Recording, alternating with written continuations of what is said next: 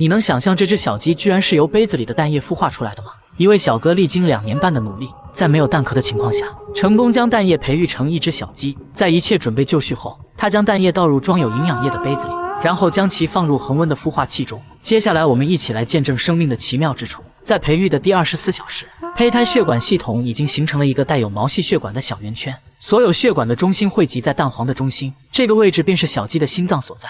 通过画面可以观察到，小小的心脏已经开始有节奏的跳动。神奇的是，这些蛋黄细胞又是如何知道按照生命顺序排列来创造这些东西呢？当时间来到第2天，这个还未成型的生命体内出现了更多纤细的毛细血管，中心处一颗微小的心脏展示出了澎湃的动力。这颗不到1毫米的小心脏几乎很难用肉眼观察到，然而动力十足的它却可以有效地泵出胚胎所需的血液。镜头放大后，我们甚至能清楚地看到毛细血管中的红细胞正源源不断地为胚胎提供氧气。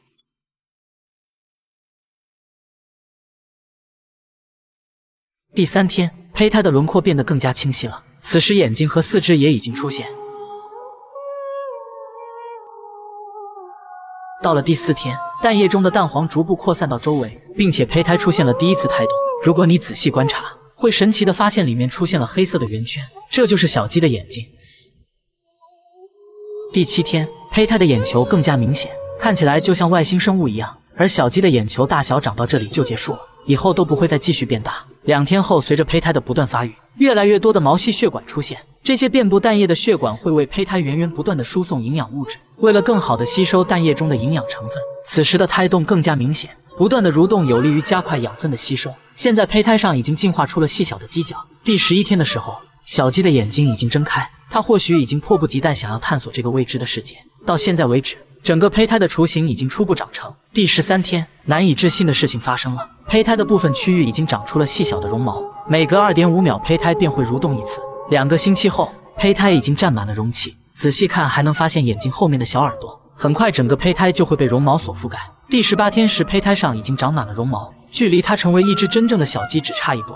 这个阶段的胚胎需要吸收大量氧气，自然界中的氧气会透过贝壳渗透进去，但现在胚胎并没有外壳的保护，因此小哥买来一个制氧仪，来为小鸡提供充足的氧气。第19天，胚胎已经将杯子里的蛋黄消耗殆尽，小鸡努力吸收着剩余的营养。当时间来到21天时，小哥打开孵化箱，发现这只小鸡已经顺利孵化了。这是一个令人难以置信的实验，在这里我们不得不感叹生命的奇妙和伟大。或许是这种孵化方式并没有让小鸡摄取到足够的营养，这只小鸡非常虚弱，无法站立。小哥拿来暖灯帮它保持身体的温度，但面对不吃不喝的小鸡，他却不知如何是好。一般来说，小鸡出生后都是由母亲来教导它们该做什么。于是脑洞大开的小哥决定用橡皮泥做一个母鸡的模型，然后引导小鸡吃东西。然而这种想法显然有些天真，小鸡还是不知道该如何去吃地上的食物。小哥通过观察，他发现这只小鸡似乎看不见地上的食物，那原因会不会出现在食物的背景上呢？果然在垫上黑色的纸板后，小鸡开始顺利的吃东西了。小哥为这只坚强的小鸡取名为基尼。在经过1晚上的休息后，第2天基尼已经可以站立行走了。此时的它看起来活力满满，样子十分精神，很难想象它是在杯子里孕育而生的。不过这并不影响基尼的成长，在小哥的精心照料下，小鸡背部的毛色逐渐加深，就是不知道它到底是一只公鸡还是母鸡呢。带着好奇，小哥里里外外检查了好几遍，但却始终无法分辨基尼的性别。或许只有等它再长大一些才能观察出来。随着小鸡的逐渐长大，它的胃口也越来越大。让小哥意外的是，基尼竟然把它当成了妈妈，每天都像个跟屁虫似的跟在小哥身后。这个阶段的小鸡就像我们小时候一样，动不动就在家里搞破坏。在基尼1个月大的时候，小哥第一次带它来到户外。与之前温暖的环境相比，它似乎更加钟情于室外。院子里的青草可以帮助它消化食物，并且还有美味可口的小虫。不久后，基尼已经褪去了一身的稚嫩。从基尼的孵化结果来看，这项实验无疑是可行的。当然，我们也从这个过程中感受到了生命的复杂和美妙。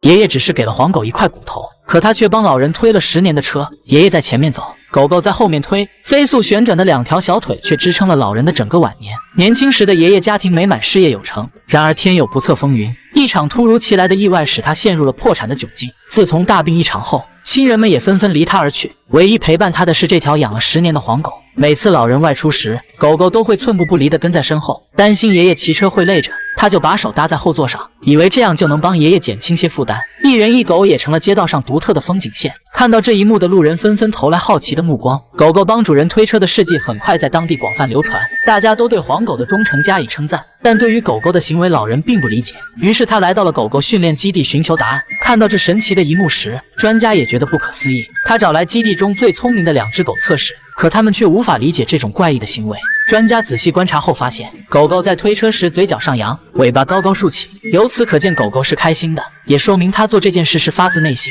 或许能够帮到主人是狗狗每天最快乐的事吧。